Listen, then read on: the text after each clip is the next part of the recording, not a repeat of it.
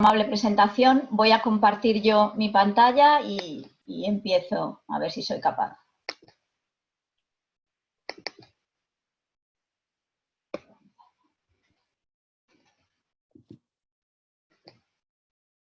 Madre.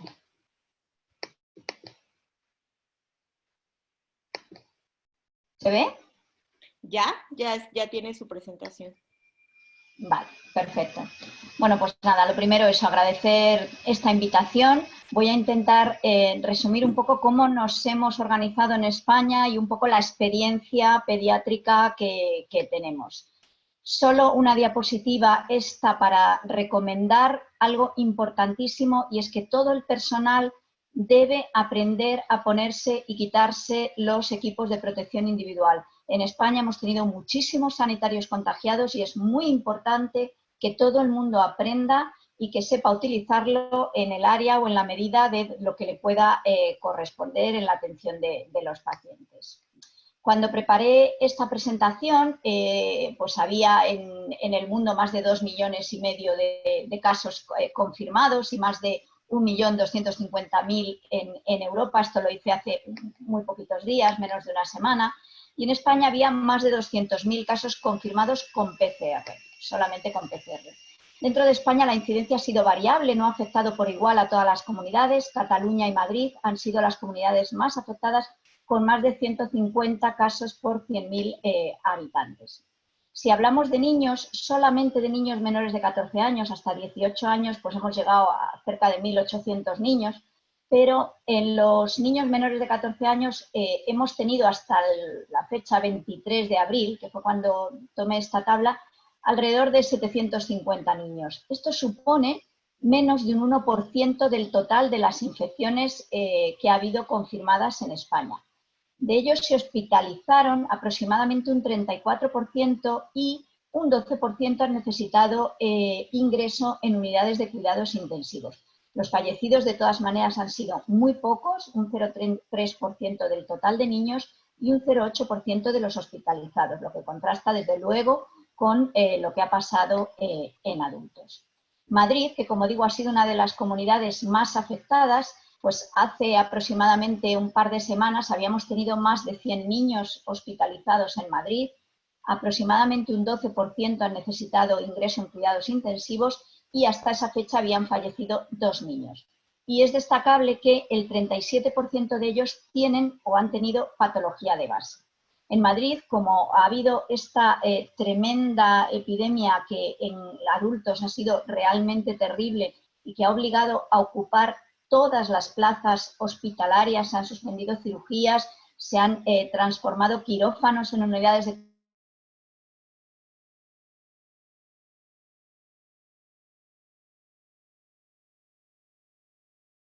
hospitalización y las urgencias, de manera que han quedado únicamente 2 hospitales pediátricos que han atendido a los niños. Y esos han sido, por un lado, el Hospital La Paz y, por otro, el Hospital Niño Jesús. En el Hospital La Paz, que es donde yo trabajo, a fecha 16 de abril habían ingresado 2.600 pacientes en total, de los cuales 42 eran niños hasta 9 años y 22 niños de 10 a 19. Eso supone un 2,4% de los ingresos. ¿Hay algún problema? No, es que dudaba si se oía bien. Está bien, doctora. Está bien. Vale. Los demás, si pueden apagar su micrófono, por favor. Vale. Hasta la fecha, un 9% habían necesitado ingreso en cuidados intensivos. Parte de ellos son los niños más mayores. ¿Y a quién hemos cribado? ¿A qué pacientes hemos cribado nosotros? Bueno, pues el Ministerio nos permitía realizar el cribado con técnicas de reacción en cadena de polimerasa solamente a determinados grupos, no a todos los que quisiéramos. Hemos tenido grandes problemas de abastecimiento de PCR y se ha realizado a niños con factores de riesgo y síntomas compatibles. Ahora veremos lo que hemos dicho que son factores de riesgo. A pacientes con fiebre o con clínica respiratoria que tuvieran criterios de ingreso hospitalario, a niños con evidencia radiológica de neumonía, aunque no siempre nos planteáramos el ingreso porque estos niños pueden evolucionar mal en pocas horas, y a los neonatos con fiebre. Esto nos ha llevado a que tenemos porcentajes muy elevados de hospitalización entre los niños que se han hecho PCRs, porque prácticamente solo se han hecho a aquellos que tenían factores de riesgo o criterios de hospitalización. ¿Cómo hemos hecho el cribado? Bueno, pues como saben, hay diagnóstico por antígenos, pero la sensibilidad es malísima y aunque es muy cómodo porque es muy rápido, no lo hemos utilizado. Las técnicas serológicas tampoco son buenas hasta la fecha, lo que hemos dispuesto en España, y tenían sensibilidades del 80% y especificidad de un 63%, lo cual suponía que podíamos tener falsos positivos y negativos en cantidades muy importantes, así que el diagnóstico lo hemos hecho básicamente con reacción en cadena de polimerasa. Y luego dentro de la reacción en cadena de polimerasa no todas las muestras tienen el mismo rendimiento. El máximo rendimiento lo dan los lavados broncoalveolares o los esputos, pero evidentemente esto no lo hemos empleado en niños porque no tienen infecciones tan graves y se han utilizado frotis nasofaringios o frotis orofaringios que no tienen tan buen rendimiento. Al principio de la epidemia incluso intentábamos hacer frotis nasofaringio y orofaringio, pero nos quedamos sin hisopos, nos quedamos sin material y al final únicamente se han utilizado aspirados frotis nasofaringio. Esto ha llevado a que teníamos, en el momento álgido de la pandemia, los adultos llegaron a tener hasta un 80% de positividad de las pruebas de PCR que se hicieron y los niños como máximo ha sido un 16% de las pruebas, lo que parece significar que los niños se infectan menos o al menos hay una menor proporción de casos graves en comparación con los adultos. Hemos tenido muchos problemas y no sabemos si es por la recogida de las técnicas, por la sensibilidad de PCR o por qué, pero la realidad es que hemos tenido, tanto en adultos como también en niños, muchos casos con alta sospecha clínica, pero con test de PCR negativo, lo cual nos ha llevado a complicarnos un poco la existencia con el manejo de estos pacientes. La serología nos ha ayudado algo, no mucho. Se supone que la IgM es positiva aproximadamente a partir de la semana y la IgG a partir de la segunda semana. Y nos han ayudado o las hemos utilizado en algunos casos con alta sospecha y evolución tórpida y prolongada. Una cosa muy importante es cómo nos hemos organizado, cómo hemos hecho los circuitos de pacientes. En el departamento de urgencias hemos establecido en la entrada del hospital, donde se hace el triaje de los pacientes, distancias de seguridad. Hemos procurado poner pantallas de metacrilato para mantener esa distancia con los pacientes y ya en el primer filtro se hacía una entrevista sobre si los niños podían o no cumplir criterios o ser sospechosos de COVID-19. Inmediatamente se ponía mascarilla quirúrgica a los padres y al niño, al acompañante y al niño, y ya eran acompañados por personal vestido y preparado con el traje correspondiente, con el equipo de protección, a áreas COVID. Se han intentado hacer circuitos independientes con pacientes COVID, salas independientes, si se podía, personal diferente y intentando una mínima manipulación de los pacientes. Y aquellos que no se sospechaba ninguna patología COVID se atendían en diferentes áreas. Y siempre que se ha podido, si había que hacer una radiografía de tórax, por ejemplo, en lugar de los niños pasear por el hospital hacia el servicio de rayos, el aparato de rayos subía a urgencias para no movilizar a los pacientes. Donde el niño entraba, allí se quedaba sin moverse para nada. ¿Y cuáles han sido los criterios de ingreso? Bueno, pues hemos ingresado a todos los menores de un mes con PCR positiva. Por debajo de un año no era obligatorio el ingreso, pero sí se valoraba con mucho cuidado porque este grupo es el grupo con mayor gravedad descrita y el que más porcentaje de niños ha necesitado ingreso en cuidados intensivos. Los niños con patología de base se ha valorado individualizadamente, tampoco ha sido obligatorio el ingreso. Sí, por supuesto, se ha ingresado a todos los que tenían hipoxemia, dificultad respiratoria, mal estado general, como siempre. Y se ha valorado también con mucho cuidado y con una tendencia a hospitalizar a aquellos niños que tenían neumonías con aspecto viral, sobre todo con infiltrados bilaterales y con fiebre persistente, especialmente si había linfopenia, porque estos son los niños que en pocas horas o días podían evolucionar a cuadros más graves. Los grupos que hemos considerado de riesgo han sido estos: las inmunodeficiencias, cualquier inmunosupresión primaria o secundaria, con excepción del déficit de IgA. Los cardiópatas, para mí, uno de los grupos de mayor riesgo. La patología respiratoria crónica, aunque no hemos tenido, por ejemplo, niños con asma grave ingresados, ni fibrosis quística, sí que hemos tenido pacientes con displasia broncopulmonar, y también otros grupos como dializados, que también hemos tenido pacientes positivos, diabéticos con mal control y niños pues, con patología compleja, malnutriciones, también de estos hemos tenido algunos niños hospitalizados. Dentro de las salas de hospitalización hemos hecho un poco lo mismo. Las PCR tardaban tiempo en darnos el resultado, no siempre podíamos esperar a tener la PCR para ubicar a los pacientes y muchas veces hemos tenido que ingresarlos pendientes de esos resultados. Se ha organizado áreas COVID, salas específicamente COVID pediátricas, donde una vez que estaba confirmada la PCR, los pacientes podían ingresar en habitación compartida si no había camas suficientes, mientras que todos aquellos pacientes que estaban pendientes de resultado ingresaban en habitaciones individuales hasta confirmación. Si después eran negativos, salían del área COVID y se ingresaban en áreas diferentes, plantas diferentes. También ha sido un problema en los pacientes que necesitaban cirugía.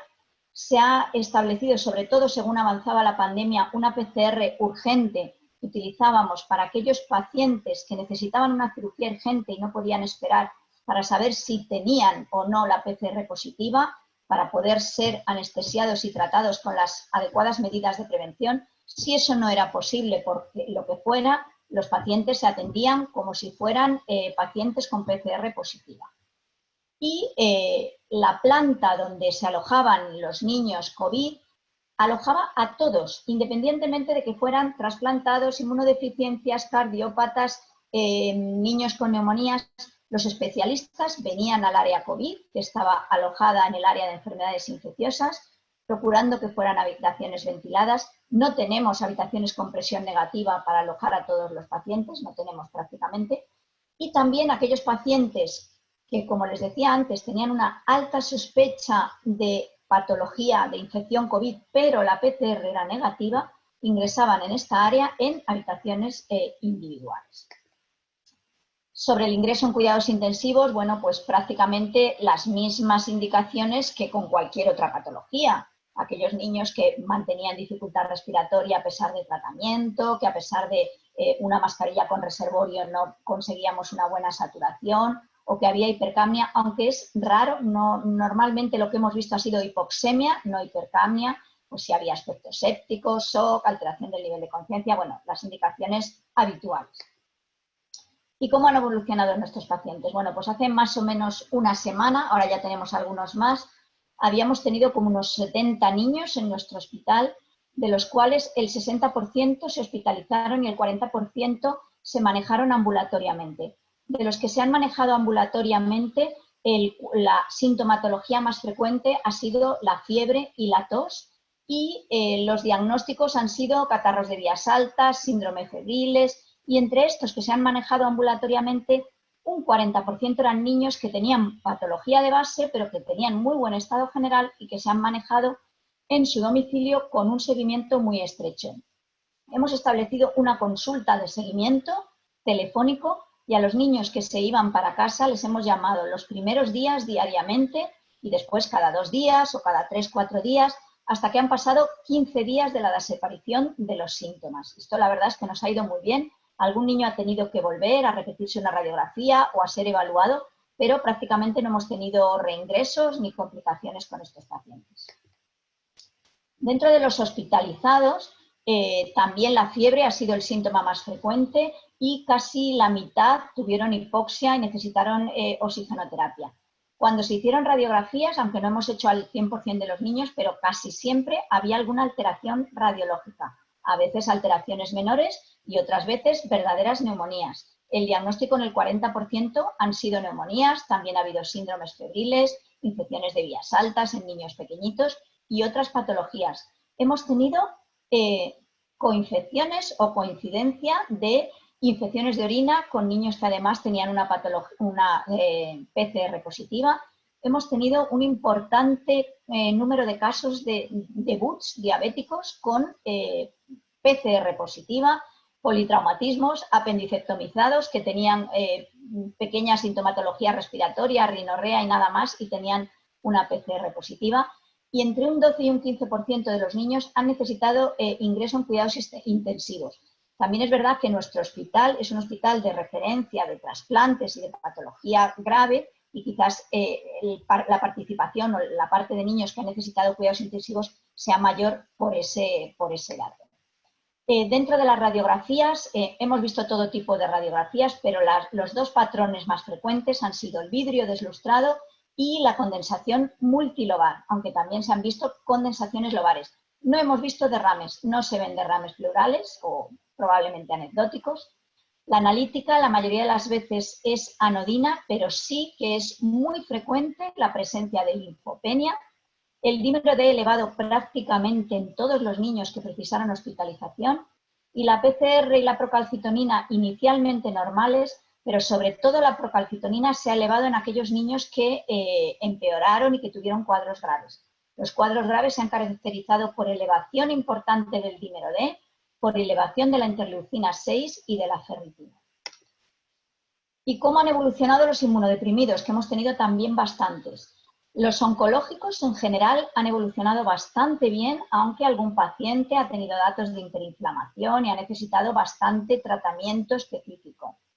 El trasplante de órganos sólidos nos ha ido muy bien. Al principio los hemos empezado a ingresar y posteriormente los hemos mantenido ambulatorios porque han tenido cuadros muy leves. Y los inmunodeprimidos, hemos tenido pocos pacientes con inmunodeficiencias, pero también en general la evolución ha sido buena, aunque a todos estos pacientes les hemos puesto tratamiento y hemos procurado modular la inmunosupresión. No la hemos retirado, pero sí que hemos procurado mantener en límites bajos la inmunosupresión.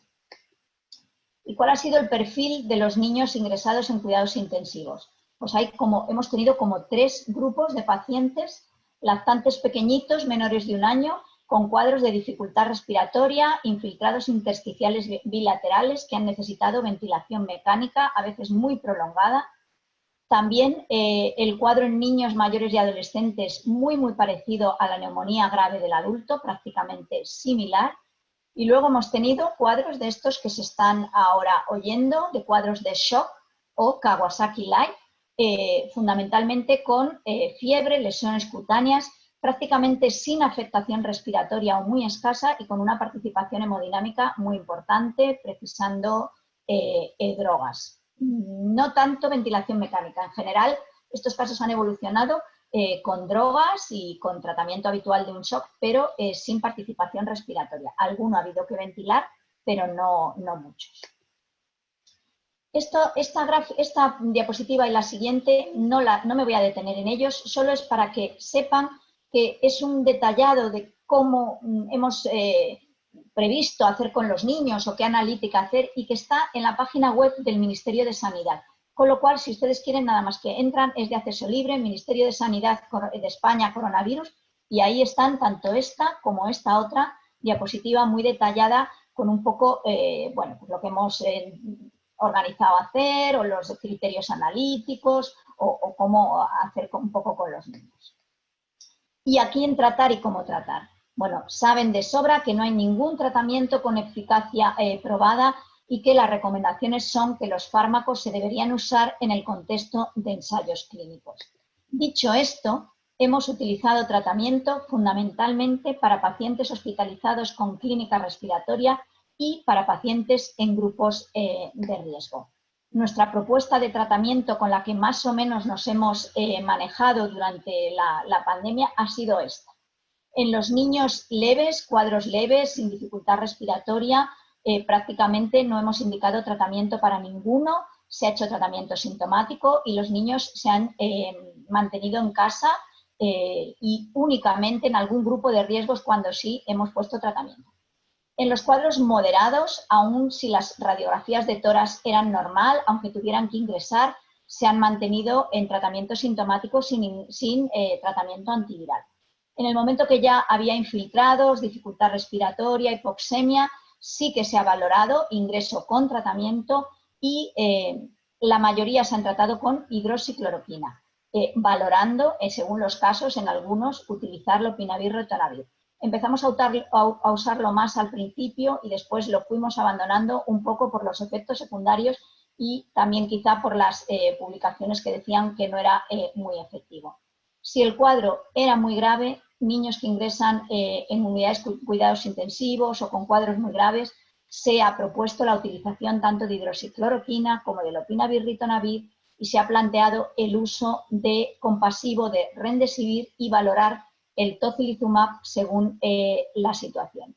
Siempre en los casos graves o si había elevación de procalcitonina se ha pautado tratamiento antibiótico que generalmente ha sido ceftriaxona, por la comodidad de utilizarlo una vez al día, que nos permitía manipular lo mínimo posible a los pacientes y procurar evitar riesgos para el personal sanitario, con la idea de mínima manipulación de los pacientes.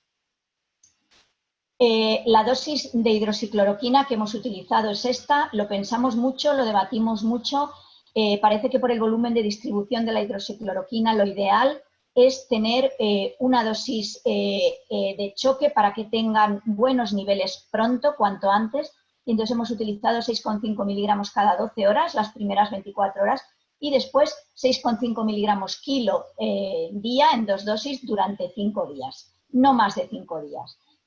Vigilando en la medida de la posible el realizar el electrocardiograma, siempre con mucho cuidado en aquellos pacientes que tenían otras medicaciones que podían prolongar el QT. Tengo que decir que no hemos tenido efectos secundarios por la hidroxicloroquina o no problemas de QT prolongado. Sí que hemos tenido algunos niños que tenían mala tolerancia por vómitos o por diarrea. Tuvimos una niña que tuvo un cuadro de vértigos y hubo que suspender, pero en general la tolerancia de la hidroxicloroquina ha sido muy buena. Con el lopinavir ritonavir sí que hemos tenido varios niños a los que ha habido que suspender, sobre todo por la diarrea que tenían. Y todos ustedes saben que solo se puede utilizar a partir de 14 días de vida y de más de 42 semanas de edad gestacional. Como los estudios publicados de los ensayos en China, pues parece que tardíamente puesto al menos no es eficaz, nuestra recomendación, según fue avanzando la pandemia, es que si se empleara en fases precoces de la infección, en los primeros días, si era posible. El tocilizumab lo hemos usado también y la verdad es que lo hemos usado, yo tengo la sensación de que con muy buenos resultados. Se ha indicado en pacientes graves, preferiblemente en cuidados intensivos, pero no obligatoriamente, en aquellos niños que tenían valores elevados de interleucina 6 por encima de los valores de referencia del laboratorio, que en general para nosotros es 35 picogramos por mililitro. Pero si no se dispone de interleucina 6, que hay muchos centros que no la tienen, el otro parámetro a valorar era la elevación del dímero D, sobre todo la elevación progresiva. Nuestros niños raramente tenían menos de 700 de dímero D, pero hemos llegado a ver 7.000, 8.000 de dímero D, y esos niños que iba progresando es en los que se ha planteado con cuadros graves el utilizarlo. Y aunque las dosis de las que se habla se distinguen entre niños de menos de 30 kilos y más de 30 kilos, la realidad es que hemos puesto para todos la dosis de 8 miligramos por kilo, por no poner dosis muy elevadas para evitar efectos secundarios, para optimizar el fármaco porque tampoco había mucho disponible y para que pudiera ser utilizado para más pacientes. Y en general hemos utilizado dosis única. Parece que no tiene mucho sentido, si con una dosis no es efectivo, repetir dosis posteriores. El remdesivir se ha utilizado pidiéndolo por uso compasivo. La verdad es que el laboratorio Gilead lo ha concedido con bastante facilidad. Y empezaron pidiendo que fuera solo para pacientes en ventilación mecánica, pero según ha avanzado la pandemia no ha sido así y se ha concedido para cualquier niño que fuera grave, que estuviera hospitalizado, que tuviera una PCR positiva y siempre que no necesitara más de 2 drogas para mantener la situación, que no hubiera un fallo multiorgánico o que no tuviera unas transaminasas muy elevadas o un fallo renal. Y ¿Cómo nos ha ido? Bueno, pues hasta hace una semana, ahora ya hay más, pero hasta hace una semana o 10 días se había utilizado en España en 8 niños, 5 de ellos con ventilación mecánica, 1 con ventilación no invasiva, 4 de ellos con patología de base, y la verdad es que la evolución de todos ellos ha sido -1, que ha fallecido, el resto se han recuperado. Esa niña que falleció era una niña con una patología de base muy grave y que además se diagnosticó muy tardíamente, cuando llevaba mucho tiempo de evolución. Probablemente ni el Remdesivir ni nada hubiera podido hacer nada por ella, pero la verdad es que nuestra sensación y nuestra experiencia es que han ido y que han evolucionado bien. Algunas indicaciones del manejo en cuidados intensivos. El manejo se ha hecho en principio igual que cualquier cuadro de distrés respiratorio grave o de cualquier SOP o sepsis grave, y lo que sí ha sido muy útil, igual que comentan los médicos de adultos en los pacientes ventilados, es el ponerles en decúbito prono. Parece que ha sido una medida muy efectiva también en niños. Empezamos, como todas las recomendaciones decían, hablaban de una intubación precoz y una ventilación mecánica precoz, y la realidad es que según hemos avanzado se ha cambiado esa idea y hemos procurado manejarlos con ventilación no invasiva, mejor que con intubación y ventilación mecánica, porque la ventilación mecánica después es muy difícil extubar a los pacientes, se prolonga mucho, y si se consigue mantener a los niños con ventilación no invasiva, pues la evolución ha sido buena cuando se ha logrado. Corticoides no se recomiendan en fases precoces, en la primera semana, sobre todo porque bueno, pues pueden favorecer la replicación viral, pero en los casos graves y cuando la evolución ha sido prolongada sí que se han utilizado corticoides. Inmunoglobulinas hemos utilizado también, sobre todo en aquellos casos que cursaban con síntomas compatibles con enfermedad de Kawasaki o con shock asociado a estas eritrodermias, con buena respuesta. Y heparinizar, hemos heparinizado poco, profilácticamente en plantas no, nunca, pero sí en las unidades de cuidados intensivos en casos graves. Esta diapositiva solo es un poco para recordar que hay que procurar evitar aquellas técnicas que producen aerosoles en los pacientes. Estas son un poco todas las técnicas, las aspiraciones de secreciones las mínimas posibles, las muestras respiratorias las mínimas posibles. Si necesitan aerosoles, intentar administrarlos con espaciadores y polvo seco, aunque bien es verdad que no, los datos que hemos tenido no han sido de broncoespasmos, los niños no tienen broncoespasmos, son más bien neumonías, con lo cual hemos tenido que utilizar poco broncodilatador. La oxigenoterapia de alto flujo al principio fue muy denostada porque se decía que aerosolizaba, y en realidad después se ha utilizado muchísimo, tanto en adultos como en niños, porque en algunos casos ha conseguido mejorar clínicamente y evitar ventilación mecánica o intubación. El aparato de aerosoles de alto flujo, para un adulto, 60 litros, aerosoliza unos 60 centímetros, que tampoco es tanto. Para niños, que utilizamos a lo mejor 10 o 15 litros, la aerosolización sería 10 o 15 centímetros, con lo cual, con unas buenas medidas de aislamiento, no tiene por qué haber un mayor riesgo para el personal. Siempre que se pueda y que haya que utilizar o que haya que intubar, la intubación debe ser por aquella persona más experta, intentando no utilizar bolsa resucitadora autoinflable en la medida de lo posible o lo mínimo posible para no aerosolizar. Y sobre todo, siempre todo el personal con los EPI correspondientes. Si se necesita ventilación mecánica, procurar utilizar dobles tubuladuras y filtros de alta eficacia. Los criterios de alta, si ya nuestro niño mejora, pues bueno, son un poco los de cualquier paciente, que ya que no tenga fiebre, que no necesite oxígeno, que las pruebas de imagen hayan mejorado, la radiografía.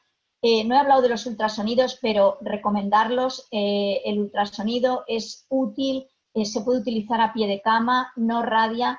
Hemos utilizado muy poco escáner. Nosotros en pediatría nos hemos manejado perfectamente sin el escáner, solamente en casos graves, en niños, bueno, pues que necesitábamos por lo que fuera una prueba de imagen más, bueno, pues más precisa, pero en general la inmensa mayoría de los niños nos hemos manejado sin escáner. El trasladar el niño al escáner es complicado, expone a riesgos a todo el personal, y con radiografía portátil nos hemos manejado bien, o con ecografía.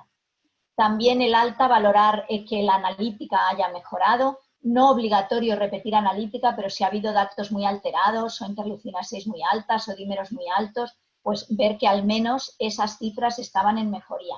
Por supuesto que puedan tener una ingesta oral adecuada y que sean capaces de completar el tratamiento en casa si es que lo necesitaban. Muy importante es garantizar al alta un aislamiento seguro de los pacientes, el seguimiento, que o bien por atención primaria o en nuestras consultas telefónicas, y dar a los padres unas normas por escrito, procurar que no tengan que convivir con inmunodeprimidos o con ancianos y que el ámbito del niño en la familia sea seguro. 2 palabras me quedan. Una, las vacunaciones. Las vacunaciones, el Comité de Vacunas de la Asociación Española de Pediatría recomendaba mantener las vacunaciones en los centros de salud con cita previa de la manera más organizada posible en los menores de 15 meses. A lo largo de la pandemia hemos visto niños con meningitis neumocócicas, meningocócicas. Hay que procurar no olvidarse de las vacunas. Se ha intentado mantener también en inmunodeprimidos y la vacunación de la embarazada. Y el resto se han demorado hasta que bueno, pues pudiera volverse a atender a los pacientes con normalidad.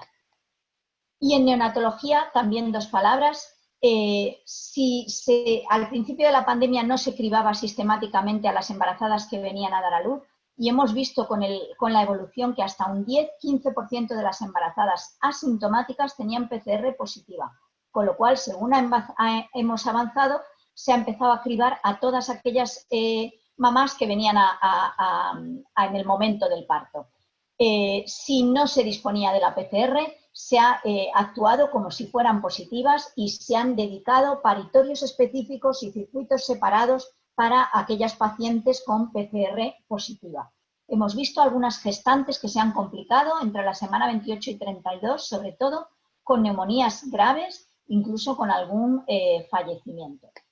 Y no se ha demostrado transmisión vertical, nosotros tampoco hemos tenido, y lo que sí hemos hecho es hacer PCR a los recién nacidos de madres infectadas en las primeras 24 horas y se repetía a las 48 horas o en la primera semana.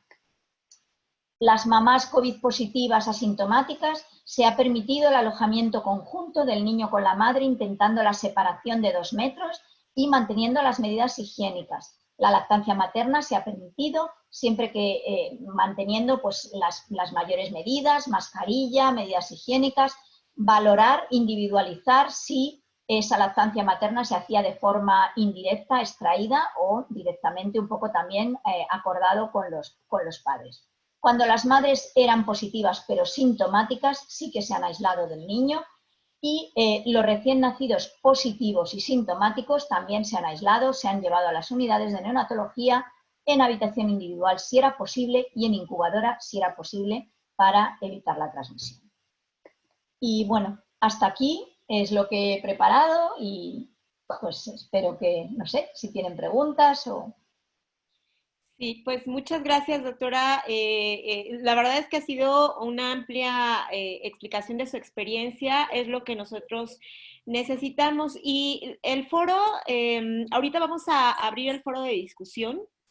Hay muchas preguntas y también a todos los asistentes les quiero decir que hay diversas maneras de preguntar. Pueden hacerlo a través del chat, a través de emitir las preguntas, o bien pueden levantar la mano. En sus pantallas está aquellos que deseen hacerlo de voz.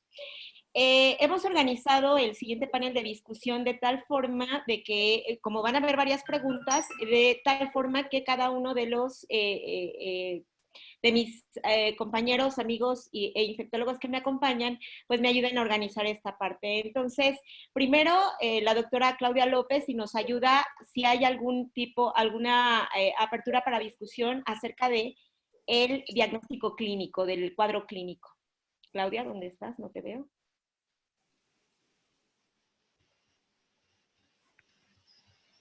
¿Me escuchan? Sí. Bueno, pues en cuanto al cuadro clínico, las preguntas que se tienen básicamente son que si hay aislamientos, si ha tenido aislamientos bacterianos específicos en coinfecciones o solamente son empíricos los tratamientos. Pues no hemos tenido prácticamente, salvo infecciones de orina en niños pequeñitos. Infecciones de orina en niños pequeñitos sí que hemos tenido con además una PCR positiva, pero no hemos tenido hemocultivos positivos, no. Okay. Lo que pasa es que se ha cubierto por las PCRs elevadas o procalcitoninas elevadas. Ok, la siguiente sería, esta es pregunta del foro y también mía. En general, en lo que está reportado, pues el síntoma más común es fiebre y tos, aunque hasta 20% de los pacientes pueden no tener fiebre. Pero han visto miocarditis en pacientes, tanto los que se han presentado como Kawasaki-like o aquellos que tienen respuesta inflamatoria. Sí, se ha visto alguno con miocarditis, sí. ¿Hacen de rutina? Sí, perdón. ¿Hacen de rutina ecocardiogramas o solamente no? De rutina no. De rutina no. Solamente en los niños que han tenido complicaciones o lo que sea. De rutina no. Okay. Las pruebas complementarias se han intentado minimizar en la medida de lo posible para evitar contagios. Si es necesario, por supuesto, pero si no, de rutina no se han hecho ecocardiogramas. Ok, ¿y han visto clínicamente falla de la función cardíaca derecha? Eso lo hemos visto frecuente en adultos. Yo, aunque soy pediatra, he visto algunos adultos. Y sí se ve que parte de la descompensación es por falla cardíaca. No sé si han visto esto en los niños que presentan sepsis o falla grave. Bueno, la verdad es que yo no soy intensivista, soy infectóloga, pero vamos, sé que ha habido niños con fallo de función ventricular. Pero bueno, eso quizá los intensivistas sean los que mejor podrían explicarlo, pero sí que ha habido niños con afectación cardiológica. Y doctora, ¿ustedes han tenido experiencia utilizando, o sea, sí han tenido pacientes en los que se utilice tocilizumab, niños? Sí, ¿Y han visto sí, que esto mejora el pronóstico o disminuye el riesgo de intubación o no? Pues la verdad es que en nuestra experiencia lo hemos utilizado en algunos niños y ha ido bien. Saber si realmente disminuye el riesgo de intubación, pues no lo podemos saber exactamente. No hay ensayos clínicos, no hay estudios controlados. Bueno, se ha utilizado y se ha utilizado en España en muchos hospitales y tenemos sensación de que buena experiencia, pero sin poder confirmarlo realmente porque no hay ensayos que lo puedan permitir. Ok. Y como parte del control de infecciones, ¿qué están haciendo con los papás de los recién nacidos? ¿Los Con están los dejando padres. entrar, los están dejando entrar al nacimiento de los niños, o sea, parto, cesárea? No, os digo, como parte del control de infecciones. Se está minimizando en la medida de lo posible el que haya visitas, el que haya familiares, lo menos posible, lo menos posible. Cuando, por ejemplo, los niños hospitalizan, procuramos que sea solamente una persona, los niños no están nunca solos, eso desde luego, pero solo con una persona. Y en los partos no estoy absolutamente segura, pero yo creo que no les dejan entrar a los padres. Ok. Y la última que tenemos aquí en el foro, manifestaciones clínicas en los neonatos, ¿han visto graves, Sí, además de fiebre? ha habido algunos niños hospitalizados con clínica respiratoria, con neumonías. La evolución ha sido buena. En nuestro hospital, que yo sepa, no ha habido ninguno que haya necesitado ventilación mecánica, pero sí en otros centros y en nuestros hospitales ha habido algunos niños algún niño que ha necesitado ventilación mecánica en el primer mes de vida. Y para considerar el alta del paciente que ya decidió hospitalizarse, ¿esperan a tener PCRs negativas o se pueden ir con PCRs positivas si están con sintomatología controlada? Sí, no hemos esperado porque la negatividad de la PCR puede ser muy prolongada. Podemos tardar 2, 3 semanas en tener una PCR negativa y no se han mantenido a los niños hospitalizados todo ese tiempo. Se han mandado a casa aunque no tuvieran la PCR positiva. Aunque tuvieran la PCR positiva. O sea, únicamente con que estén ya asintomáticos, digamos. Sí, Okay. cuando el cuadro clínico estaba controlado. Ok. Pues bueno, creo que son todas las preguntas de tratamiento. Yo la única que tengo, además, es el uso de Liponavir y Ritonavir. En su caso, ¿han presentado igual efectos como efecto adverso diarrea o no tanto como los adultos? Sí, mucho. El lopinavir, ritonavir lo hemos tenido que quitar en varios niños por diarrea. La tolerancia es mala. Ajá, sí, esa era la pregunta, porque pues, se asocia a que como se elimina ese es el virus, a que haya más contagio en el personal, ¿no? No le he entendido esta última pregunta. No, esto era más bien un comentario, que en general se describe que una de las indicaciones es suspenderlo por la diarrea para evitar contagio en el personal por la eliminación del virus en excretas. Sí, sí. Bueno, creo que de tratamiento es todo lo que hay de preguntas.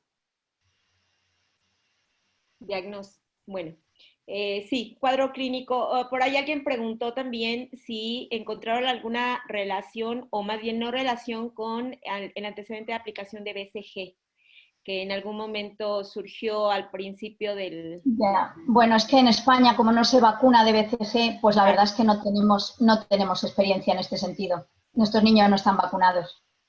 Sí, ok. Norma, hay una pregunta también hablando de tratamiento sobre la utilización de acitromicina, doctora. Es algo que se inició en China y en algunos países y ustedes vemos que no la consideran. No la hemos recomendado pues porque son dos medicamentos. La acitromicina se está usando con hidroxicloroquina, son dos medicamentos que prolongan el QT y la verdad es que los datos que hay reportados es que hay un ensayo clínico que se ha tenido que parar porque se aumentaba la mortalidad. Hay muchos estudios que dicen que aumenta el riesgo cardiológico y no nos ha parecido recomendarlo indiscriminadamente. Sí que es verdad que hemos empezado un ensayo clínico y en el contexto de un ensayo clínico que compara hidroxicloroquina con acitromicina, sí se está utilizando, pero controlado bajo el ensayo clínico, con controles ecocardiográficos. Entonces, sí se usa, pues desde luego mi recomendación es que se haga un seguimiento muy estrecho del electrocardiograma. Doctora, y aprovechando también hablando de tratamiento, ¿tienen alguna experiencia ustedes en el uso de plasma de pacientes convalecientes, ya sea en el paciente pediátrico o en el paciente adulto? No, yo creo que no hay ni en el adulto, tengo mis dudas, creo que tampoco, pero desde luego en el pediátrico hasta donde yo sé no. Y anticoagulantes, también, o sea, anticoagulantes que están indicados de rutina en niños, ¿se están utilizando o no? Nosotros en planta de hospitalización no lo hemos empleado. Okay. Solamente si hay alteración de solamente la en algún caso grave, en hospitalización no. Rutinario como hacen los adultos o profiláctico como hacen los adultos, no. Ok. Paco, no sé, ya que estamos con esta parte de tratamiento, no sé si quieras abrir algo más de discusión de tratamiento o... Es que me parece la exposición de la doctora extremadamente completa, muy clara.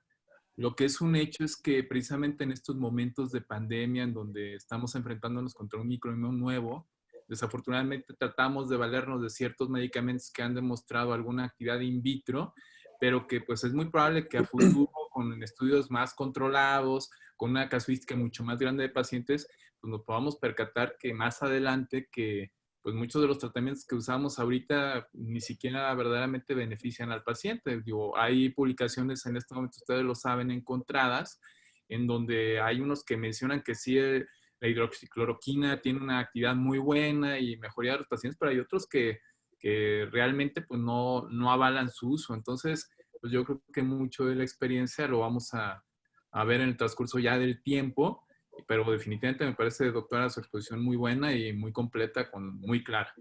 Muchas gracias. Muchas gracias.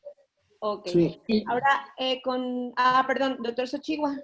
Sí, pues yo creo que es muy importante recalcar que afortunadamente la sintomatología para nuestros pequeños pues no es tan importante en el aspecto que nos lleven a cuadros graves, pero hablando de los mecanismos de la transmisión, considero que es muy importante, sobre todo por la convivencia que a veces estos pequeños tienen con adultos con comorbilidades, es decir, aquellos pequeños que en una carta del grupo precisamente de la Asociación Española que participó la doctora Calvo, en donde mencionan que el grupo de edad frecuente es de los 3, 4 hasta los 9 años de edad, Muchos de ellos estaban asintomáticos, pero pues, tenían la capacidad de poder tener el virus y transmitirlo al adulto mayor o al adulto que de alguna forma tiene comorbilidades. Entonces, tomando en cuenta, revisando lo que me habías encargado de los mecanismos, el papel del niño como un mecanismo de transmisión o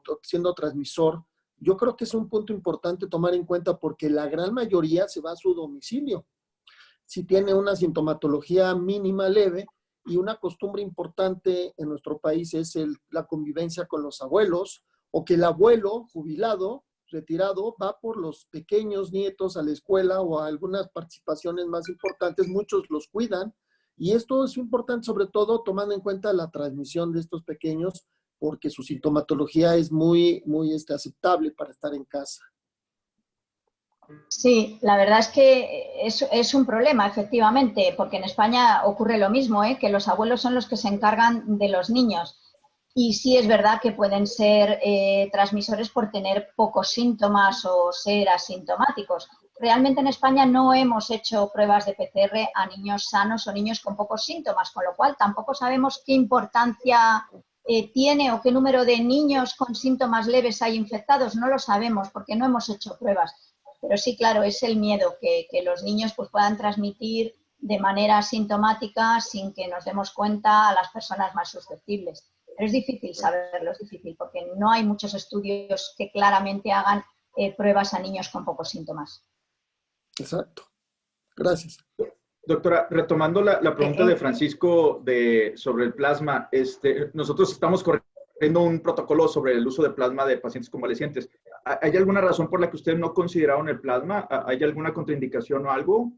No, simplemente pues porque yo creo que no se ha llegado a poner en marcha. Es verdad que se están haciendo estudios y se está obteniendo plasma de donantes, de personas que ya han pasado la enfermedad, pero quizá en el contexto de un ensayo clínico en adultos se está empezando a usar, pero en pediatría yo creo que no se ha hecho nada todavía. Muy bien, gracias. Ok. Ahora me gustaría que el doctor Rodolfo Jiménez ha tenido amplia experiencia en diagnóstico molecular con infecciones respiratorias, entonces, virales sobre todo. Entonces, quiero pedirle que si nos abre alguna discusión acerca del diagnóstico, Rodolfo.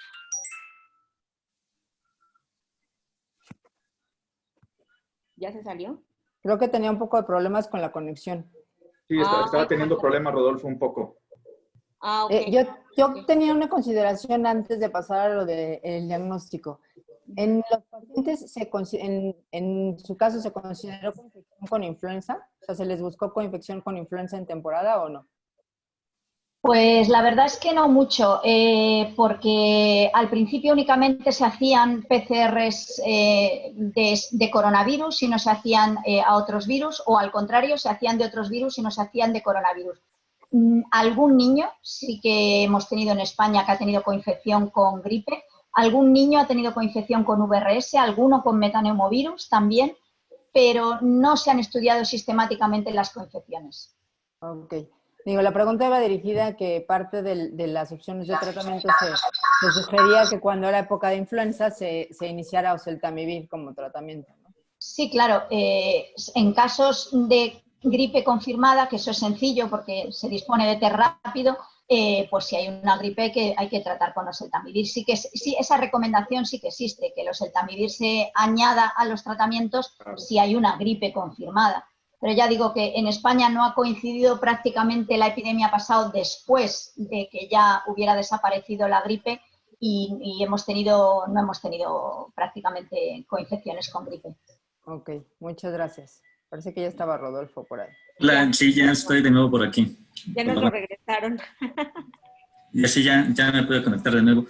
Doctora, para el diagnóstico de esto, yo creo que el gran problema es la sensibilidad de la reacción en cadena de polimerasa, que usted la reportaba ahí en su presentación como de 80%. Entonces, en los niños en los cuales les llega a salir la PCR, ¿qué es lo que están haciendo ustedes? Ustedes iban un paso adelante ya con serología, pero por ejemplo, si están en la sintomatología de los primeros 5 días, si tienen un paciente sugerente y durante el pico de la epidemia que tiene una PCR negativa, ¿qué hacen ustedes en esa duda diagnóstica? ¿La dan como buena, como negativa?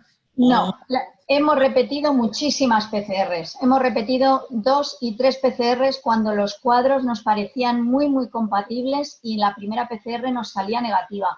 Hay que tener en cuenta que si la muestra no está muy bien recogida, si la técnica no es muy buena, pues la posibilidad de que te dé negativa, aun siendo positiva, es alta. Si no está en la fase de máxima eliminación viral, también te puede salir negativa. Entonces, es verdad que hemos repetido muchas PCRs, aunque tampoco por repetir muchas hemos conseguido diagnosticar a muchos niños más. A lo mejor un pequeño porcentaje sí que en la primera PCR ha sido negativa o en la segunda, a lo mejor en la tercera o a lo mejor ya en la serología, pero tampoco tanto porcentaje. Pero sí, hemos repetido muchas pruebas. Y cuando, a pesar de todo, nos parecía clínicamente muy compatible, hemos tratado a los pacientes como si lo fueran. En relación a esto, doctora, hay quien pregunta cuánto tiempo después de, todavía es una pregunta que nos hacemos, sabemos que para algunas infecciones, influenza, se ha identificado que el tiempo de eliminación en el niño puede ser mayor que en el adulto. En promedio en el adulto se ha calculado que es de 2 semanas. ¿En los niños tenemos algún dato de cuánto tiempo más pueden estar eliminando el virus? Pues la verdad es que nosotros no hemos hecho estudios sistemáticos, solo sé lo que se ha publicado en la literatura, que hay eliminaciones de hasta 20 días y 20 y tantos días, pero nosotros hemos tenido realmente muchos problemas de disponibilidad de PCRs y no hemos hecho estudios seriados para ver cuánto duraba la eliminación. No tenemos datos propios.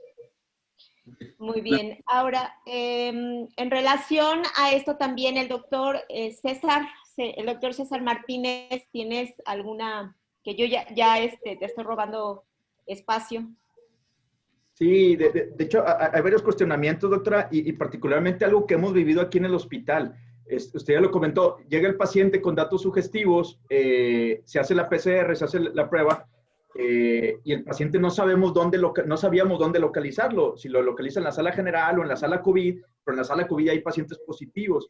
Entonces, con el correr de la semana ya pudimos establecer una sala intermedia, que es lo que yo veo que ustedes también hicieron. Hubiéramos recibido esta plática hace un mes y nos hubiera solucionado bastantes problemas. Pero aquí nuestras PCR están tardando entre 24 horas y 36 horas. Una vez que el niño está positivo, se pasa a la sala positiva y si queda negativo se saca a la sala donde está el resto de los pacientes con otros padecimientos. Así es, ¿verdad? Sí, efectivamente, aunque los pacientes con patología respiratoria se han intentado mantener en un área intermedia, porque nunca estaba uno completamente seguro de si de verdad eran niños negativos o no. Entonces, los COVID en área COVID que pueden compartir habitación, los dudosos o en espera en un área intermedia intentando que fueran habitaciones individuales y los que no tienen nada que ver en otra sala completamente diferente. Okay. Me preguntan, perdón. Sí, César, adelante, doctor, por favor. Me preguntan precisamente ya de un amigo de Monterrey, el doctor Abiel Mascarillas, ¿cuántos casos de Kawasaki-like por ahí tienen, doctora? No tenemos datos al respecto. Estamos teniendo casos, hay niños con ese cuadro, pero no tenemos todavía datos registrados a nivel nacional. Estamos viendo ahora algunos casos y estamos recogiéndolos y en poco tiempo, en algún tiempo podremos tener datos, pero ahora mismo todavía no tenemos datos confirmados para decir cuántos. Pero sí que estamos viendo casos. Gracias. César. Hay varios cuestionamientos, gracias Doc, hay varios cuestionamientos en relación con embarazadas y recién nacidos. Están muestreando a todas las embarazadas que llegan a tener a sus bebés, ¿verdad? Y están teniendo un 15% de positivas. Sí, actualmente a todas. No se empezó haciendo, pero cuando empezamos a ver que había muchísima positividad, pues ahora se está cribando a toda la embarazada que viene a tener a su bebé, sí. Ok, y la pregunta, doctora, es, vi en su presentación que los hijos de madres positivas pueden estar en el alojamiento conjunto y pueden recibir, ¿han hecho seguimiento de estos niños con madres positivas, pero asintomáticas que llevan alojamiento conjunto? ¿Cuántos de ellos han llegado a ser positivos o no tenemos datos sobre eso?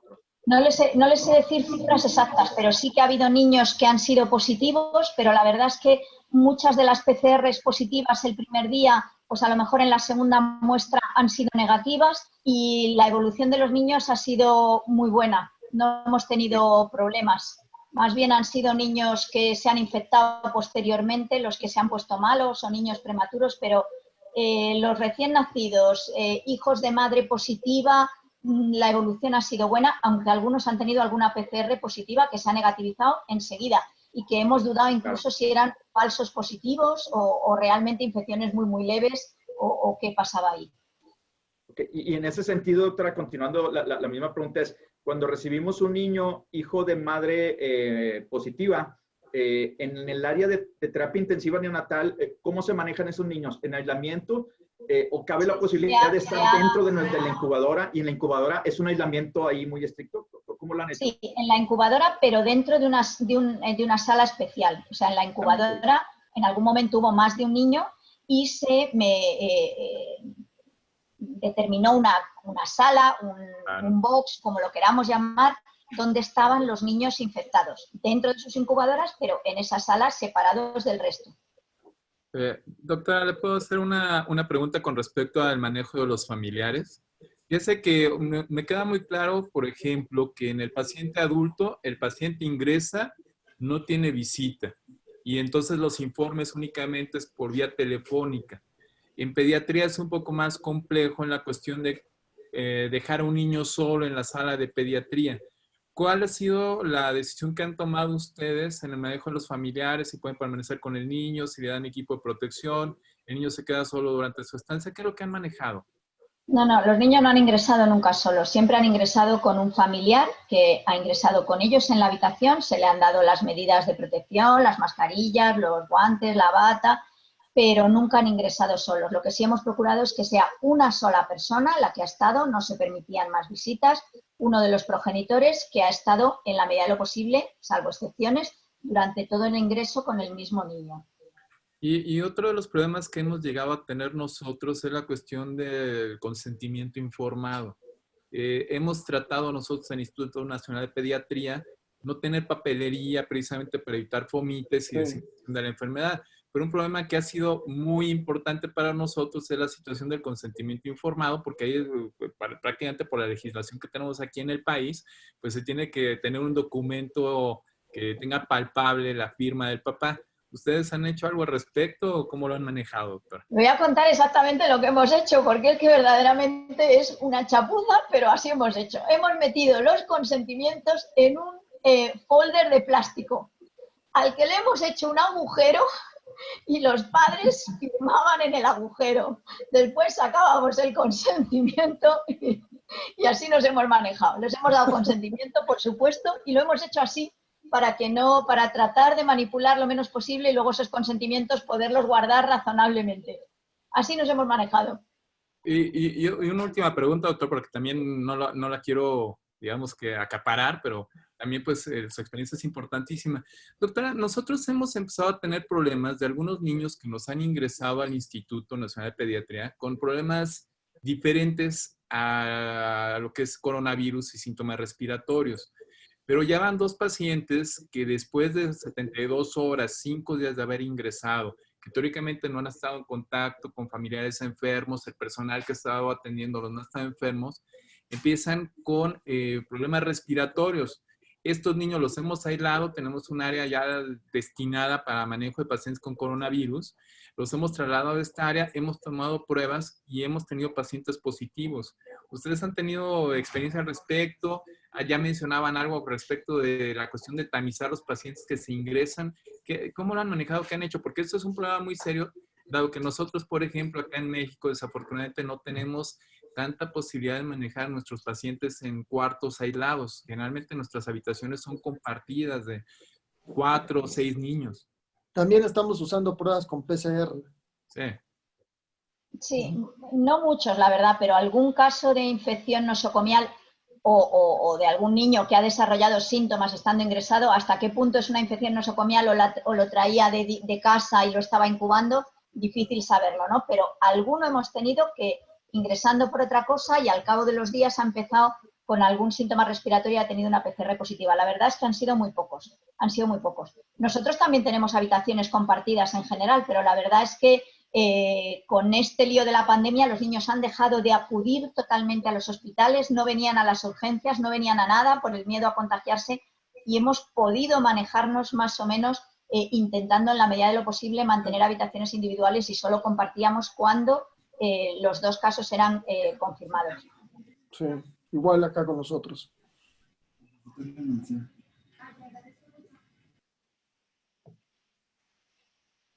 Sí, también nosotros. Aquí una pregunta, doctora, que a lo mejor esto no está mucho dentro de su experiencia, pero en los hospitales pediátricos probablemente no hay tanto problema, pero hay hospitales, muchos hospitales generales, en donde hay las salas de triage han sido dedicadas no nada más a los niños, sino también a los adultos. Y sometemos al riesgo a un niño que muy poco probable tenga COVID y los enfrentamos a una población que en su mayoría sí van a ser COVID.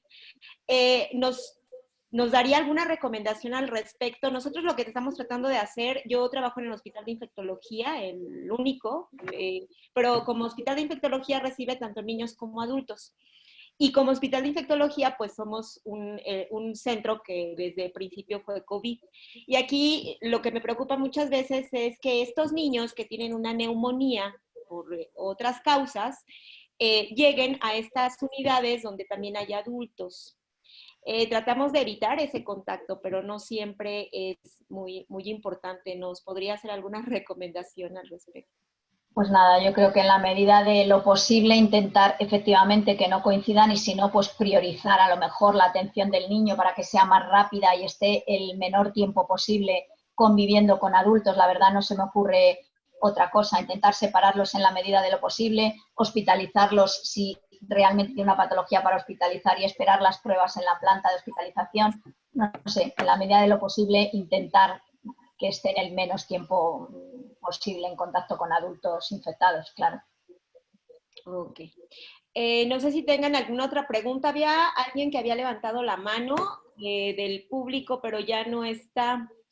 Es el doctor Carlos, que es neumólogo, pero ya no lo veo. No sé si alguien del público quiere hacer alguna otra pregunta. No sé si ustedes, los panelistas, quieran... hay una. Les voy a dar micrófono a Victoria. Víctor Arizaga. A Víctor, perdón. Ay, ¿cómo lo pongo? También está Gloria Huerta. Toño, ¿me ayudas? Hola. ¿Me ayudas a darle voz a...? Claro, ya aparecí. Hola. Y ahora le doy voz a Gloria.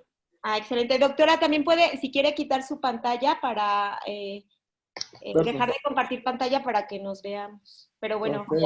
A ver si soy capaz de hacerlo. Si no, no se preocupe, no se preocupe. Hola. Ya está Víctor. Sí, gracias. Muy buena presentación, muchas gracias. Solo quería preguntarle a la doctora si dentro de su staff médico de atención de pacientes pediátricos o neonatales, alguno de sus colegas se infectó de COVID. Sí, hemos tenido bastantes médicos en España, enfermeras, mucho personal sanitario que se ha infectado y en pediatría también. Hemos tenido bastantes profesionales infectados, sí. Ahora, ¿dónde han cogido la infección? Si ha sido en sus domicilios, en sus actividades sociales o en el hospital, pues no lo sabemos, pero sí que ha habido profesionales infectados. Bueno, muchas gracias. Gloria. Hola, muy buenas tardes. Muchas gracias, doctora, muy interesante. Nada más una duda que me quedó en las coinfecciones con metaneumovirus y virus esencial respiratorio. Sabemos que muchas veces pueden coexistir más que... Ya no te oímos. Ya no te oigo. ¿Se fue? Sí, desapareció. Bueno, aprovechando el comentario, nosotros hemos tenido precisamente resultados con metaneumovirus, con sincicial respiratorio, también... Ay, perdón, doctor. Ay, perdón, sí. No, me interrumpí. Entonces, no, mi duda era aquí, o sea, podemos aislar diferentes tipos, incluso diferentes coronavirus al mismo tiempo, metaneumovirus, virus en respiratorio que también ha pasado en muestras en niños en este momento, pero aquí la posibilidad de coexistencia o coinfección, ¿han visto cuadros más prolongados, a lo mejor cuadros más graves, por cuadros con diferentes manifestaciones? Pues es difícil saber, como usted misma dice, pero vamos, sí que hay algún niño de los que han tenido cuadros graves, lactantitos pequeños, pues uno que ha habido en Málaga tenía una coinfección por VRS, otro también que necesitó ventilación mecánica también tenía un metaneumovirus. Bueno, pues sí que puede ser que al coinfectar con otro virus pueda tener cuadros más graves. Difícil saberlo, la verdad. Muchas gracias. Doctora, una pregunta, perdón Norma, una pregunta. Todos conocemos las famosas curvas de presentación y acá en México parece ser que vamos unos meses retrasados en lo que está ocurriendo en Europa. En relación particularmente en pediatría, sabemos que la curva está en función principalmente de los casos en adultos. ¿Los casos pediátricos se manifiestan en la misma proporción de los casos adultos o aparecen después o aparecen, ¿cómo es la presentación? Yo creo que han empezado como un poquito demorados respecto a los adultos. Ya teníamos muchos adultos hospitalizados y no veíamos niños y como a las 2 semanas empezaron a aparecer los niños. Parece que es lo que comentan, ¿no? De que los niños se infectan en el seno del hogar. Y entonces empezaron primero los adultos y luego los niños en las familias se han ido infectando. Es un poco la idea que yo creo que ha pasado también en España. Muy bien. Okay. Con un poco de demora.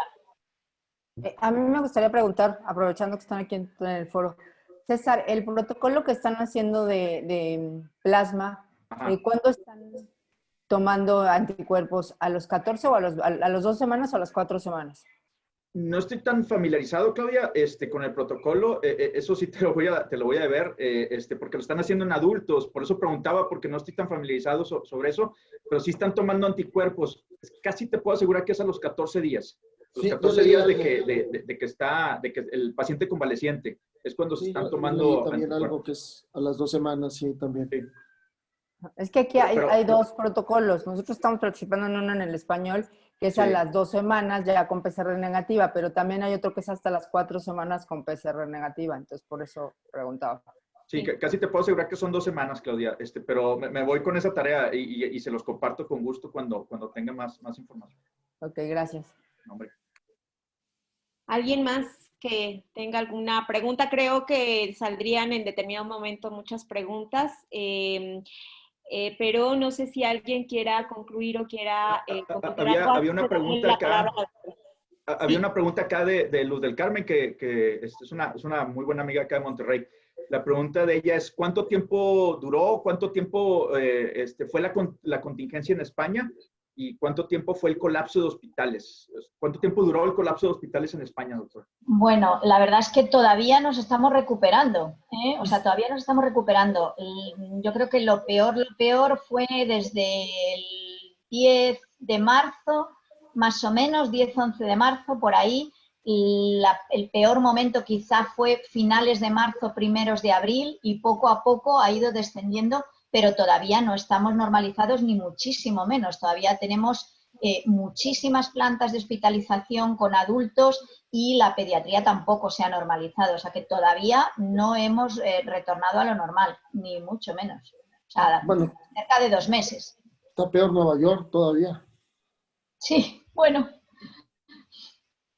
No consuela mucho, pero bueno. Y en ese sentido, doctora, nosotros acá todo México estamos en cuarentena y todo el mundo estamos a la expectativa.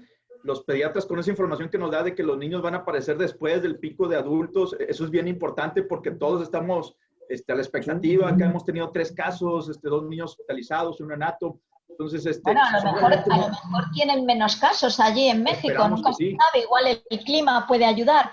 No lo sé, pero vamos, niños hemos tenido, desde luego, nada comparable con los adultos, muchísimos menos, pero niños hemos tenido. Y sí, un poquito retrasados con respecto a los adultos.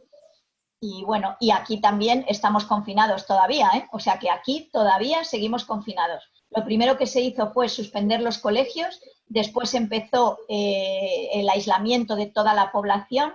Y a partir de la semana que viene se empezará un poquito el desconfinamiento, pero todavía seguimos aislados. ¿Cuántos casos tienen allá en la raza, Norma, de niños? Ahorita solamente uno, doctor. Uno que es un caso además de adquisición dentro del hospital. Sí, lo comenté. Nosotros hemos tenido varios casos de infección en personal de salud, pero no adquirido dentro de sus actividades hospitalarias, sino la han adquirido en sus casas. Entonces han llegado bueno, aparentemente, han llegado a la unidad a trabajar. Y una enfermera fue contacto de esta pequeña. Es una niña que tiene 5 años, que está muy desnutrida. Le decía a Claudia que tiene una inmunodeficiencia celular por deficiencia del receptor de interleucina 12 y tiene una BCG-osis, es la razón por la que está con nosotros. Pero además es una micobacteria por bovis vacunal, que además es resistente, es multiresistente y tiene un tratamiento para tuberculosis multiresistente. Entonces, ha tenido varias semanas con nosotros y debutó hace 2 semanas con síntomas respiratorios. La prueba sale positiva, la PCR sale positiva para COVID. ¿Y contigo, Rodolfo? ¿Allá con ustedes en el infantil? Rodolfo. En este momento tenemos solamente un niño hospitalizado y va a llegar un recién nacido para hospitalización también. Además de eso, hemos tenido 4 pacientes apenas como ambulatorios. Es lo que hasta el momento tenemos en el Infantil de México. Paco, ¿de qué edad el recién nacido? ¿De cuántos días? Y lo que sí es que mucho de detección de otros virus respiratorios. ¿Y en el español, Clau? En el español hemos tenido 2 pacientes positivos ambulatorios, no hemos tenido pacientes hospitalizados. Ahora, sí iba a comentar que lo que decía Norma nos está pasando también en el hospital. Tenemos mucho personal de salud contagiado y aquí sí podemos decir que fuera porque dentro de las unidades que manejan COVID no hemos tenido personal infectado. El personal que hemos tenido contagiado, personal de salud no ha tenido contacto con pacientes COVID en el hospital, lo que significa que es contacto comunitario, o sea, sí hemos tenido mucho contacto comunitario. Y aprovecho el micrófono, hay 2 preguntas aquí en la sala. 1, que si han visto lesiones trombóticas en niños y 2, que si han tenido pacientes con manifestaciones neurológicas como se han presentado en adultos. Hemos visto mucha lesión cutánea o algunas lesiones cutáneas de estas que se describen en dedos, de pies, de manos, como sabañones, algo así parecido. Mucha lesión de esas sí que hemos visto. Trombóticas, tenemos ahora ingresada una niña derivada de otro centro con una trombosis venosa profunda, pero es la única que hemos visto. Y neurológicos, cuadros neurológicos, hubo un lactantito de los primeros de la epidemia que se hospitalizó en otro de los hospitales que fue un lactante que necesitó ventilación mecánica y un cuadro muy prolongado, y que los pediatras decían que lo que llamaba la atención sobre todo era el cuadro neurológico que tenía. Pero quitando ese, yo no he visto, no tengo idea de que haya así muchos cuadros neurológicos. Sí. Y quiero hacer una aclaración, si es cierto, me está comentando uno de mis compañeros del hospital de infectología, tenemos ya un segundo caso que ingresamos, yo misma lo ingresé hace 2 días, que es una coinfección con micoplasma. La niña es una niña escolar, tiene 9 años de edad y llegó inicialmente al infantil privado, al hospital infantil privado y nos lo refirieron. Y hoy justo salió la PCR positiva. Ya tenemos 2 casos, perdón. Muy bien. Paco, ¿por qué no actualizas tú la estadística ahí del instituto? Tenemos como 4 o 5, ¿no? Nosotros en este momento tenemos 5 casos que han estado hospitalizados. La cuestión es que fue una niña que llegó por miositis en sí, un cuadro febril, una nena que tenía diabetes mellitus tipo 1 y que durante su estancia, el segundo o tercer día, empezó con cuadro respiratorio, también se consideró que podía ser coronavirus y también se pasó al área que les mencionaba de COVID. Tuvimos un caso muy interesante, un niño, 1 año, 1 mes, que vino por pénfigo palmoplantar, fiebre, situación respiratoria y se hizo diagnóstico de sífilis congénita y además de que salió prueba de coronavirus positiva, los 2 papás tenían sintomatología. Un niño también que al tercer día de haber ingresado con una inmunodeficiencia combinada grave, también durante su estancia empezó El niño vino por fiebre, respuesta inflamatoria, se agregaron Pseudomonas aeruginosa en hemocultivo, y empezó con datos respiratorios. Este grupo de pacientes nosotros de plano lo estamos aislando para darle seguridad al personal y mantener lo que es el equipo de protección apropiado. Se pasó al área de coronavirus y este chico, además de tener las Pseudomonas, la prueba de coronavirus también salió positiva. Y estos niños que les comento que hemos tenido aquí en el hospital ya con 2, 3 días que venían sin datos respiratorios, pues durante su estancia es cuando los desarrollan sin contacto con personal o con familiares enfermos. Entonces, sí, eso nos ha costado mucho trabajo y pues bueno, es algo que queríamos compartirles nosotros. Hemos tenido mucho personal enfermo. Yo creo que es importante que vayamos tomando cada uno nota de la experiencia pediátrica para que en un futuro próximo pues tengamos una relación, una base de datos importante de todos los casos pediátricos a nivel nacional, sobre todo tomando en cuenta que por lo que he estado escuchando, la gran mayoría tienen comorbilidades, o sea, realmente niños sanos previamente de nosotros creo que no hemos tenido. Pero bueno, el recién nacido creo que mencionaba, ¿quién mencionaba, César? ¿Tú, verdad? ¿Era sano este recién nacido? Sí, doctor, es un recién nacido de 19 días que ingresó por fiebre. No pensamos en coronavirus, pero se hizo la prueba y salió positiva. Pero le fue bien, en un par de días se fue a la casa sin ninguna complicación. El tratamiento fue sintomático puramente. Es el único que hemos tenido. Los neonatos con fiebre nos han ido a nosotros muy bien también, con Sí, prácticamente... Muy Ahora, bien. Si bien no estamos tomando pruebas, creo que en ningún lugar en asintomáticos, sí en el hospital, en el español, lo que hemos visto es que a los que se están testeando asintomáticos son a las mujeres embarazadas, a los preoperatorios, y sí hemos tenido pacientes positivos asintomáticos, y también ya tuvimos el escenario de embarazada, mamá negativa, papá positivo, se les está tomando la prueba para entrar al quirófano, y que también asintomático. No sé si tendríamos este mismo escenario en niños si empezáramos a tomar asintomáticos, ¿no? Sí. Bueno, esa es la pregunta a la doctora. Nosotros acá en Monterrey, doctora, en el hospital lo que estamos haciendo es a todo paciente que ingresa al hospital, independientemente de cuál sea la causa, estamos tomándole las pruebas. De esa manera hemos detectado embarazadas asintomáticas y eso es bien, bien importante, pero ¿ustedes lo hacen de la misma manera a todo ingreso al hospital? Sí, actualmente a todos. Bueno, ahora a lo mejor dejamos de hacerlo si ya tenemos cada vez menos casos, pero sí, durante lo que ha sido todo el pico de la pandemia, hacíamos a todos los pacientes para poderlos ubicar correctamente y para no arriesgar al personal, para las cirugías, sí, a todos los que ingresaban, sí. Muy bien. Muy bien. Rodolfo, te interrumpí, Rodolfo, perdón. No, está bien, digo, seguramente va a haber casos asintomáticos en niños. Aquí pareciera que es al revés de lo que tradicionalmente pasa con virus respiratorios, que el niño es el que dispersa la infección. Aquí parece que sí fue claramente de adultos, y lo que decía la doctora Cristina, que los niños se están infectando en el hogar.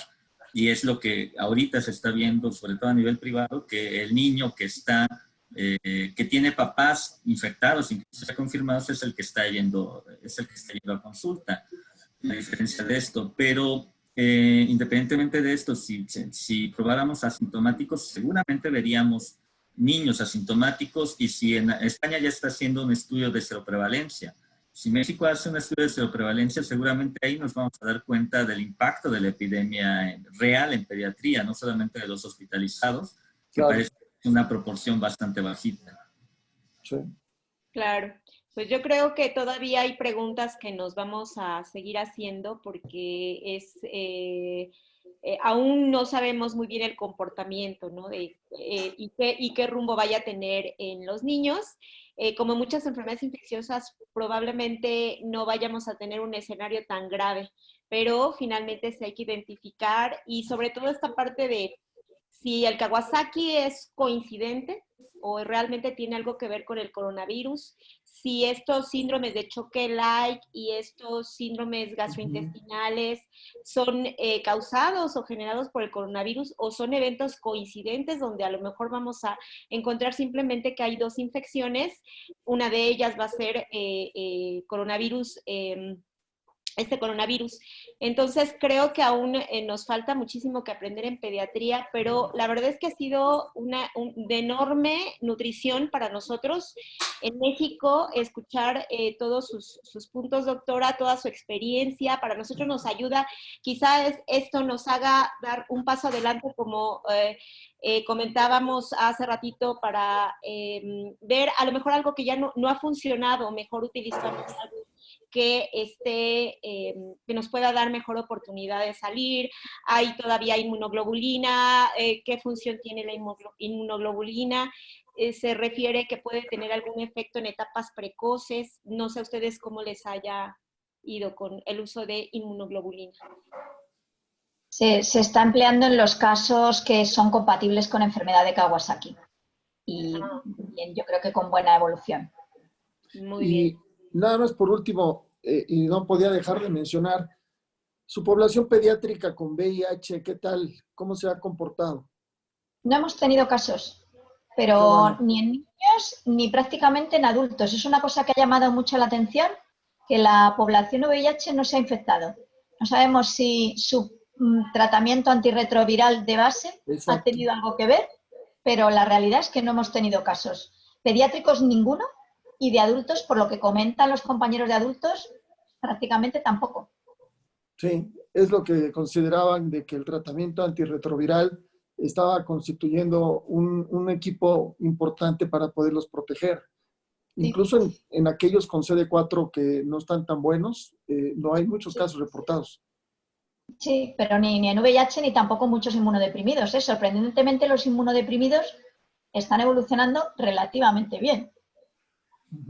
Aquí un grupo de adultos tiene alguna experiencia ya con, dentro de los adultos tienen ya alguna experiencia con VIH y COVID, pero efectivamente no parece ser un factor de riesgo adicional como tal.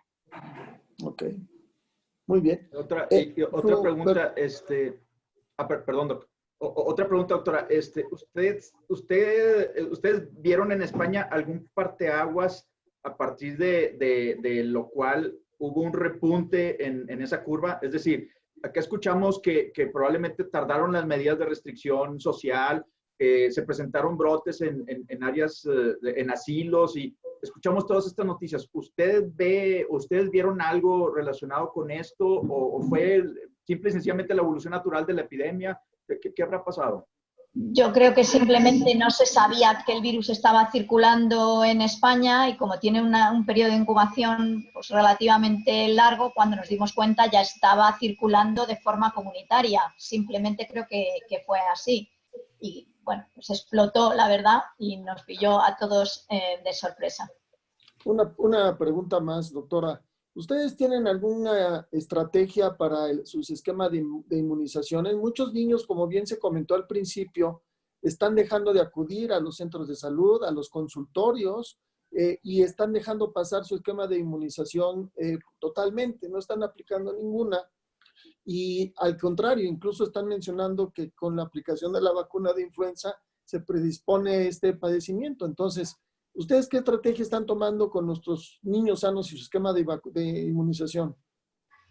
Pues lo que decía, intentar que las vacunas de los primeros 15 meses se pongan todas en los centros de salud, en citas programadas, procurando citas en momentos, en sitios aparte, nada relacionado con los pacientes enfermos o con los adultos, intentando que no falten a sus vacunas. Pero aun con todo el intento que se está haciendo, ya tenemos datos de que hay un porcentaje de la población que está dejando de asistir a las vacunaciones. Sí, exactamente.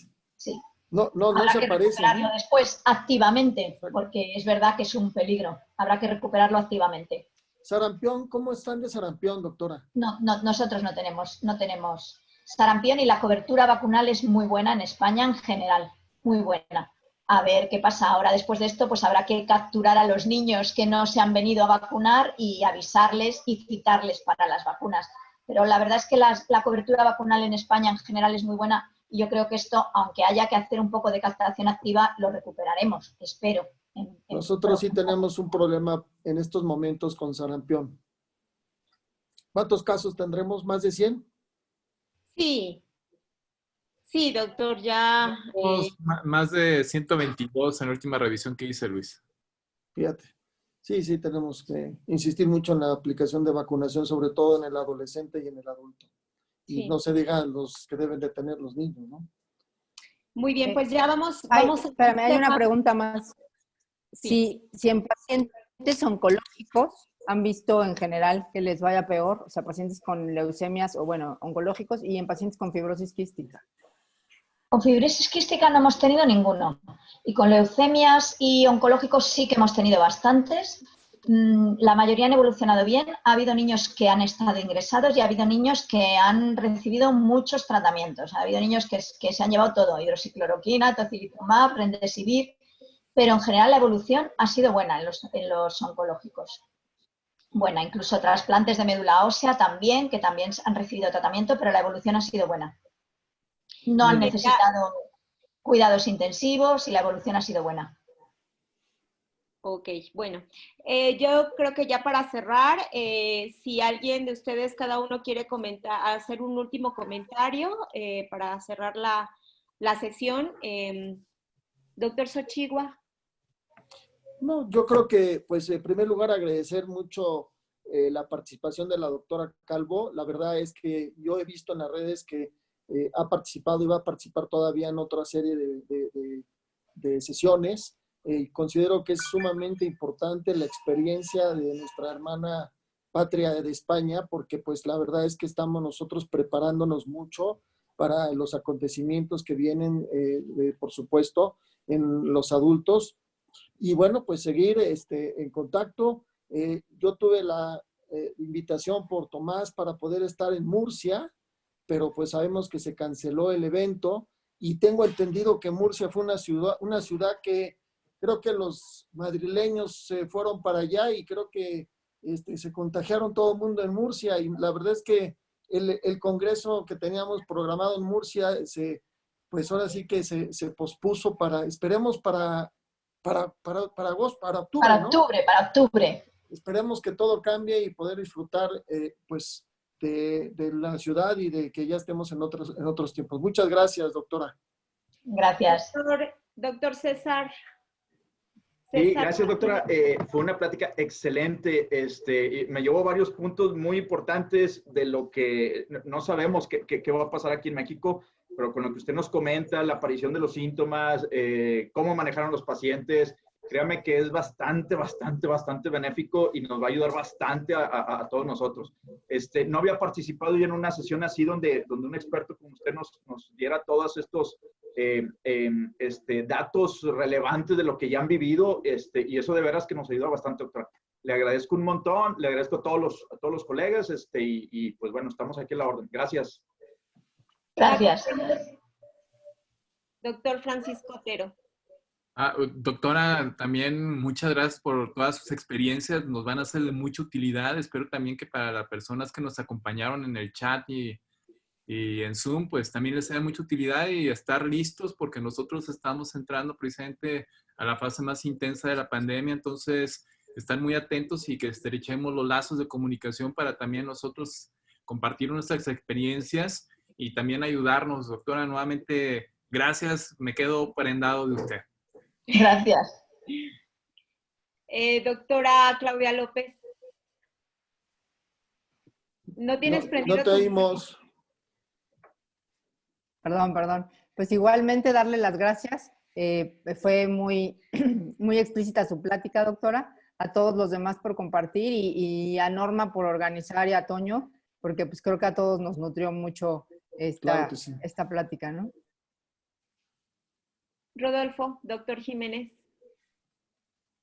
No me queda más que agradecerle, doctora, por estas aportaciones. Siempre es bienvenida compartir experiencias, y más ustedes que van avanzados más o menos como 2 meses con a comparación de nosotros. Y pues también muchas gracias a todos por compartir experiencias. Gracias, Norma, Toño, por la organización del evento, y pues ojalá que podamos seguir en un futuro cercano compartiendo experiencias. Un abrazo. Muchas gracias. Muy bien, doctora, pues le dejo ahorita la palabra. Efectivamente, le agradecemos mucho. Tuvimos una muy buena audiencia en Facebook like, fueron 117 personas que estuvieron en contacto y aquí directo 103 personas. Fuimos más de 200 pediatras y seguramente también de otras especialidades que nos hemos nutrido con su participación. Le dejo la palabra. Y pues ahorita muchísimas gracias. Espero haber servido de ayuda y encantada de estar con ustedes. Muchas gracias, Norma.